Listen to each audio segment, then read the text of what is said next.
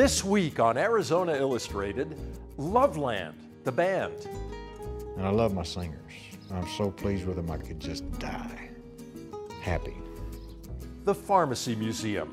What's in there? What we're doing is we're preserving a branch of history that is kind of off the beaten path, but just because it's not as commonly known doesn't make it any less important than any other branch of history.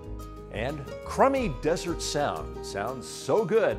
Having a studio and not having any other job, everything is month to month, but at least we're making a bunch of good records over here.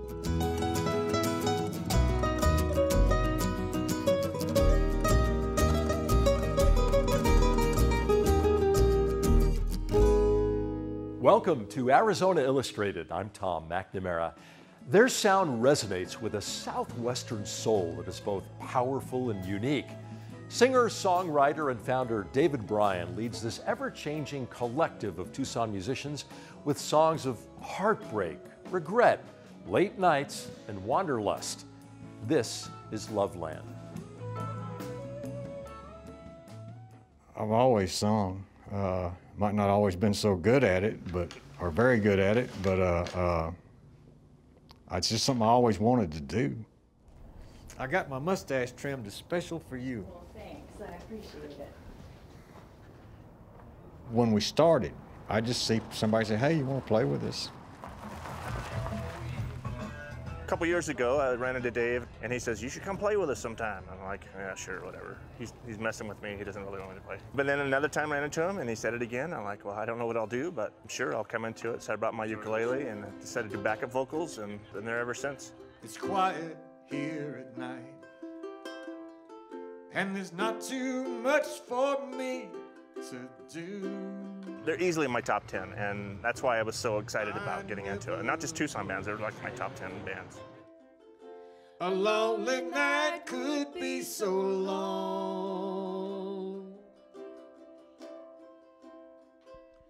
but I sit and wait and listen to the radio, and the hours keep dragging on. And I love my singers. That's a new thing that we've just done in the last couple of years. I'm so pleased with them I could just die. Happy. And when you cross my mind, I'm a little inclined to wonder if you're working on the night shift too. I first heard about Loveland when I started listening to music in Tucson, live music in Tucson, and I fell in love with them immediately. Okay. If you think about it too, the whole band built at that point also. All right, I'll try to do better. I think I might be onto something I've been looking for. I think it's safe to say I won't be looking anymore. You split the dark and let the spark that set my heart aglow. I finally got a hold of you, and I'm not letting go. We had a hiatus where we didn't play much for a couple of years. Lost my voice. Had just bad stuff in my throat. The breeze in the trees. That's it, I think. Okay. Yeah, I think that is it. I think so, yeah. Yeah, that's pretty much it, right? I would rather do this in a higher key, but you know, that's just not going to happen tonight. Right. Yeah. It kind of bummed me out a little bit, you know, but I can't stay bummed out about much of anything. Sometimes I'm just like a pitcher of water that's been left on the table uncovered.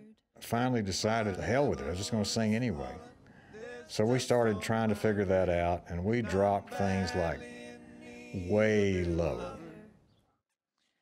To empty and wash me and fill me again, and whatever else she might do for me.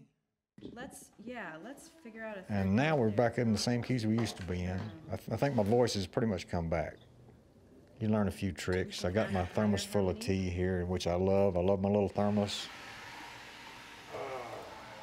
I don't want to get too far away from it when I got to sing. I'm just eating some jalapenos. I like them. I have hot sauce that I drink when I'm singing sometimes. Good for you, I heard. Christine made that. That was awesome. Yeah. See, what do we got here? Oh, the whole box of vanilla porter? Yes. Oh my goodness. Do you want one in the freezer? Hey, Brian. Damon? Look at that. I'm gonna wait for this all day. I always liked having a lot of folks playing. We started doing that right quick like.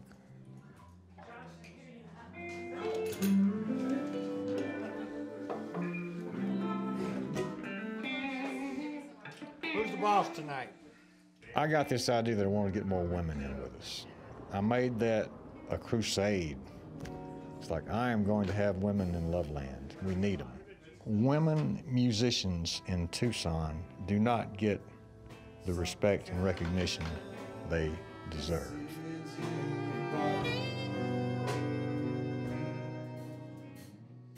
The thing I like most about Loveland is that it's a different gig every gig. You never know if it's going to be a 4-piece or a 14-piece. It keeps you on your toes, and you can never take the music for granted. Yeah, Arnie. Those bumps on the end are just right. She smiled and kissed, that's just right. How often do you get that? Just got a bowl of jalapenos. Sweat it out, dude. I really love the group of people we're playing with now. Darling, just remember, there's another man that cares for you.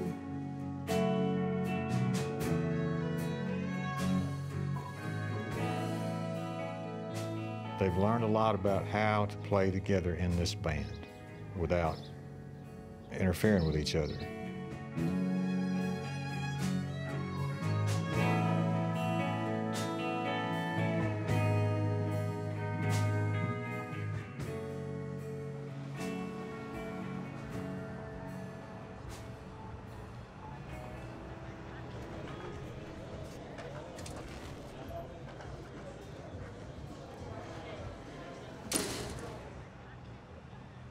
Can you hear everybody?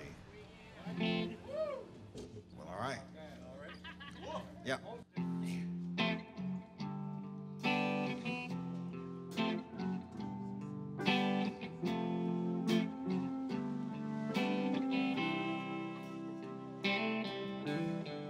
Last night she had company again. It's really a dynamic band. There's a lot of musicians to it, a lot of different flavor in it. Dave's voice is amazing. It's none of my business if she's seeing other men. I've been playing with Loveland since 2002. Everybody that I've played with in the band over the years, there have been a lot of people.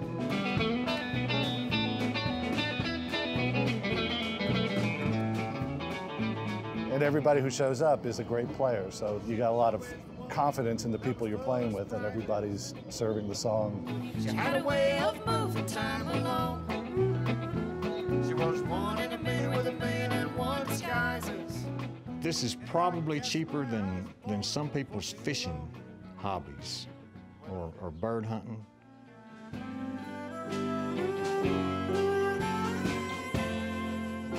Yeah, I give them $50 a show. And the band gets big sometimes, and it's like, well, digging pretty deep for this show, but that's all right. I love them, I respect them, I value their contribution. Sometimes at night, the thunder from a gathering storm can catch you unaware.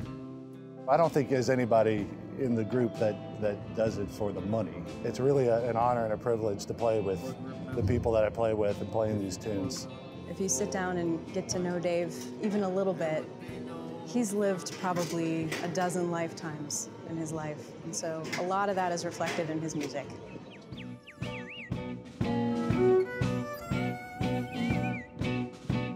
The breeze in the trees had a message this morning. She said you were coming my way. A bird overheard and he gave me a warning. Said this could be my lucky day. Now who would believe? He's got a real poet's heart, and the songs are deep. You know, I mean, even the songs that come off as being sort of lighthearted and funny, and you really scratch below the surface and get to what's going on. It's, you know, there's real emotion there, and there's real life experiences. Oh, I love you.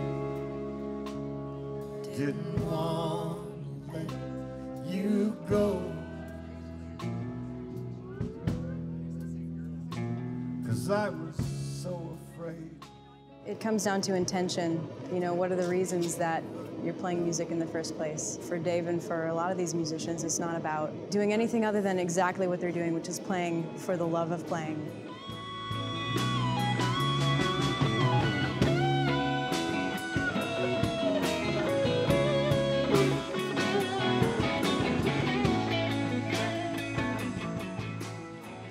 This is one of the best things I've ever done. Yeah, I wouldn't trade it for anything right now. I would just love it if they would just keep doing this without me.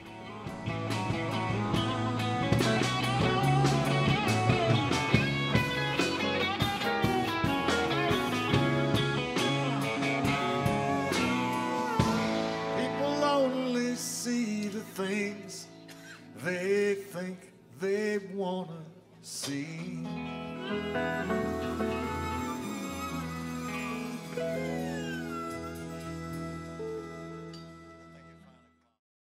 The campus at the University of Arizona is home to several museums, collections, and galleries, but there's one you may not have heard of, the Pharmacy Museum.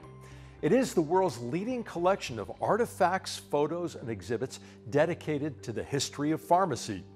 The museum's curator, Stephen Hall, shares some intriguing stories about the world of medicine then and now.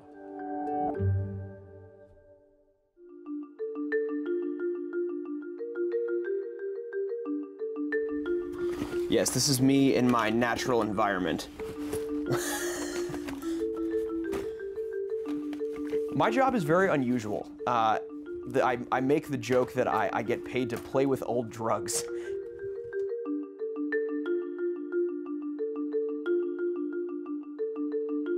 There's a certain scent that all of these old drugs and plant products create. It's kind of a musty smell, not really a bad smell, but just a very distinct smell. So I'll have to come home and take a shower right away because I smell like, you know, a 1920s Bath and Body Works.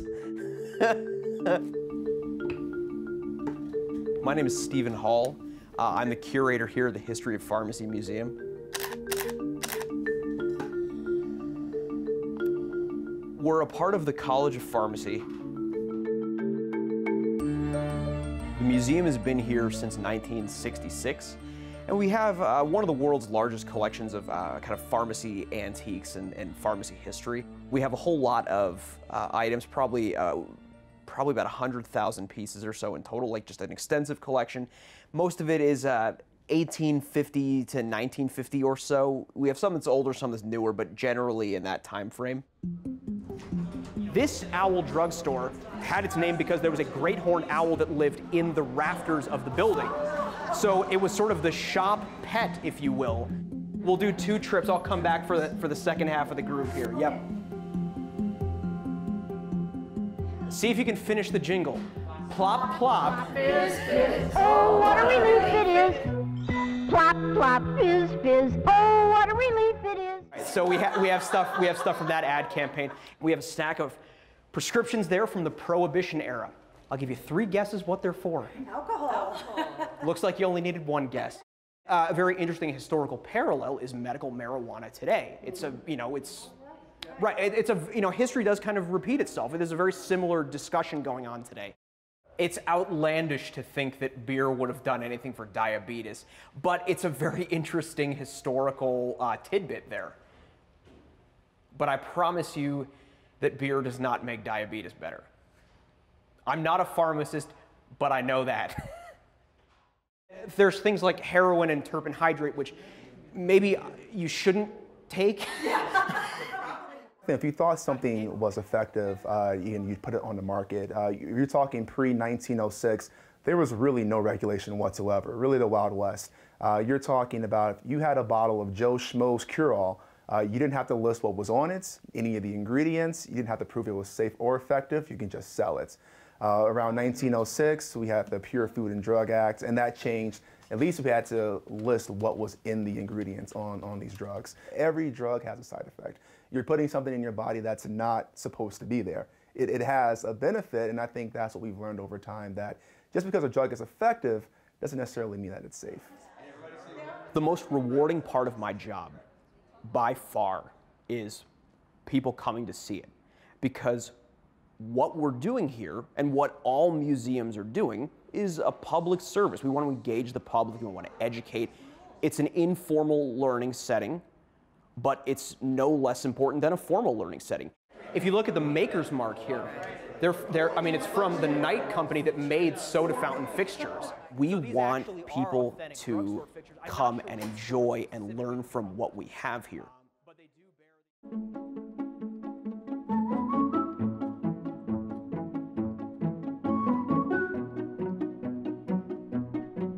This is the Upjohn Disneyland Pharmacy Collection. Some folks may have actually been there. There was a pharmacy museum sponsored by the Upjohn Company.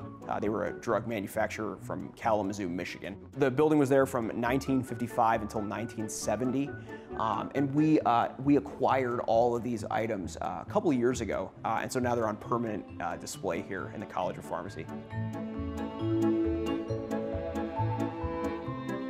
It's something that not a lot of people know about, so it's fun to sort of be able to work with this history that's so specialized. So anyone who comes through here is going to learn something new.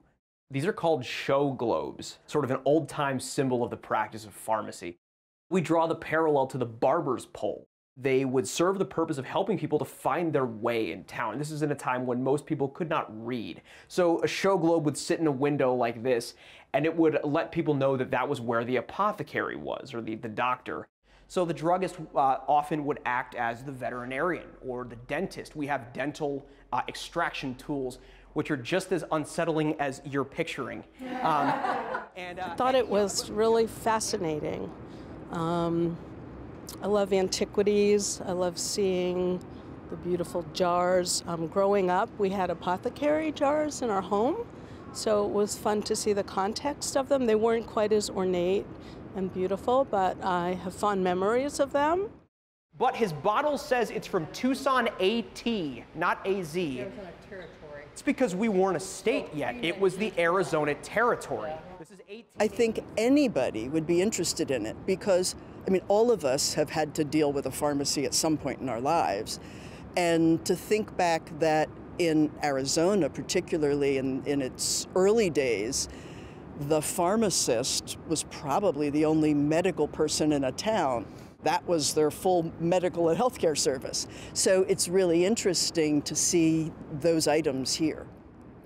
We have a mint-flavored cod liver oil. But by far the worst one is we have a bottle of chocolate-flavored cod liver oil. And I can't speak from experience because Lord knows I don't want to try it, but I can't imagine that the chocolate would have really done anything to mask the gross, fishy taste of it. Are you the soda jerk then? Come on. Soda jerk. There's bits of history that are very amusing. But I think sometimes people are hesitant to address that, hesitant to embrace the humor that comes in history. They want history to be a serious thing, and it should be. But there are parts of it that are just objectively funny. People in Winslow like to stand, right? Yeah. Specifically on corners, but what we're doing is we're preserving a branch of history that is, you know, kind of off the beaten path. But just because it's not as commonly known doesn't make it any less important than any other branch of history. It's a tribute to our forefathers, and it's a nice testament to see how far we've come. And honestly, looking back on it, it's really sort of amazing all that they were able to do. Granted, it wasn't always the best thing, but the mere fact that they could produce so many drugs back then with much less science and scientific tools and technology, it's incredible. And to be the guy that gets to interact with all this stuff, it is a very unusual job and one that is often very rewarding for me.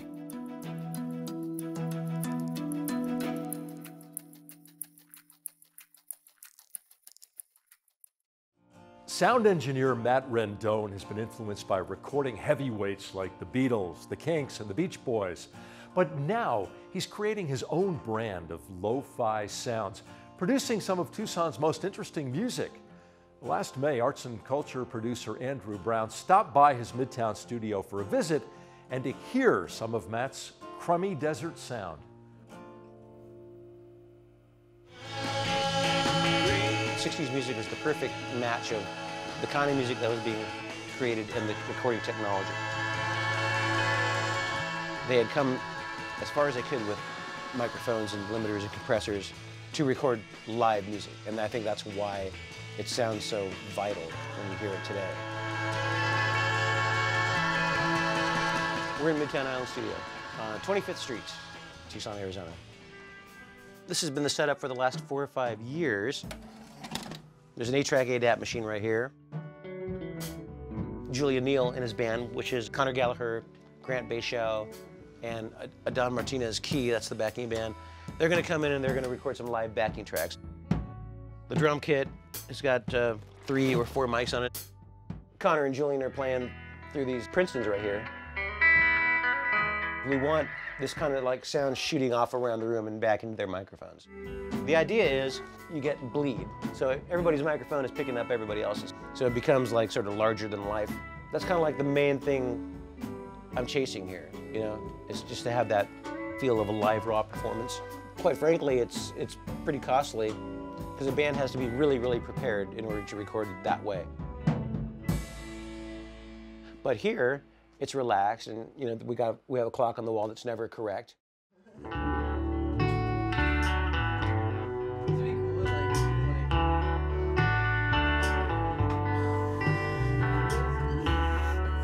am hungover. Yeah.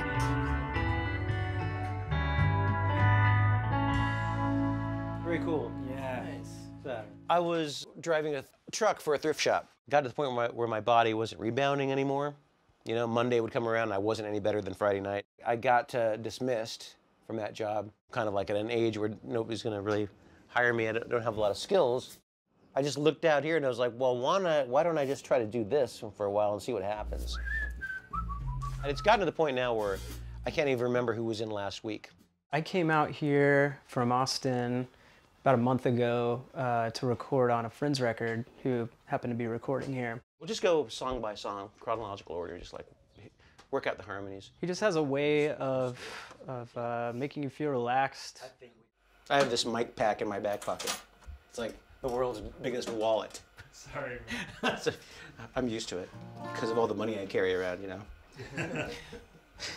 Okay, all right, here we go.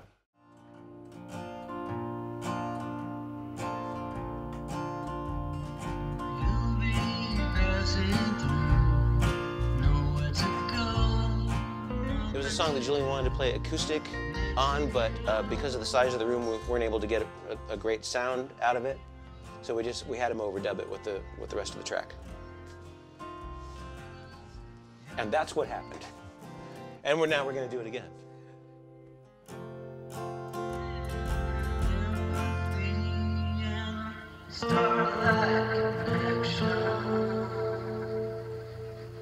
No, it was a band first. These are all the Resonars records that have come out over the years. We made some good records and stuff. We played a lot of shows, but we never caught on here. It was just a weird time for a guitar pop band to be running around Tucson, you know. And we played a lot of shows at pizza parlors, you know, in front of 3 people. And finally, we just decided to stop doing it. And I felt I don't want to do this all over again, trying to find these people. I'm just going to make records by myself. Because that was about the time when Guided by Voices came around. And the realization that you could just use a 4-track recorder at home and have somebody put it out. That sort of went hand in hand with learning how to engineer and the very, very, very slow process of learning how to engineer. Annie seems to have found something. The only thing he ever does is go, oh no, can we do it again? Yeah, okay. And then he comes up with a different idea. He never says no. Well, let's find out. 1, 2, 3, 4. Give me a little reason to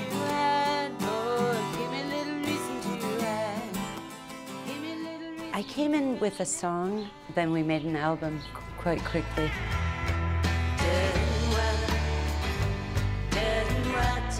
He's a recording genius. He's got a historical knowledge of the engineering process, just a nice person, but a very hardworking dude.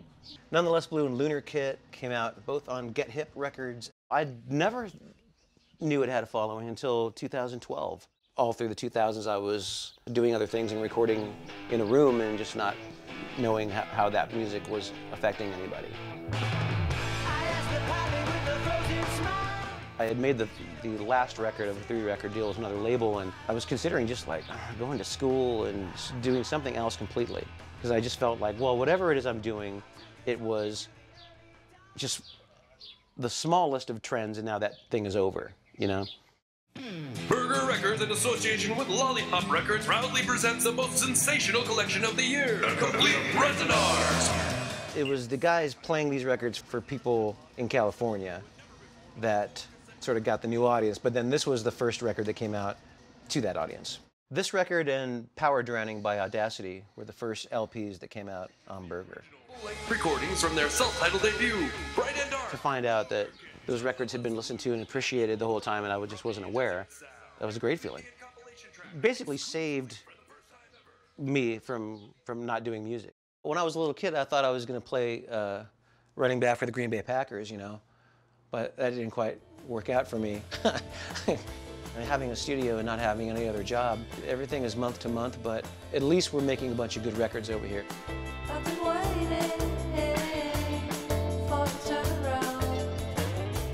I think that since the studio started, the amount of records put out by Tucson bands has increased a lot.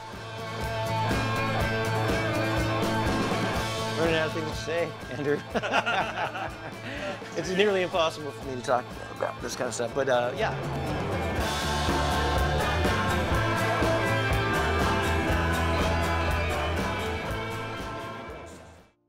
Matt Rendon has produced a new record called Midtown Island Recordings 2, coming out May 18th on Burger Records. Of the 15 local albums that made KXCI's Top 100 Records of 2017, Matt recorded 5 of them. Thank you for joining us here on Arizona Illustrated. I'm Tom McNamara. See you next week.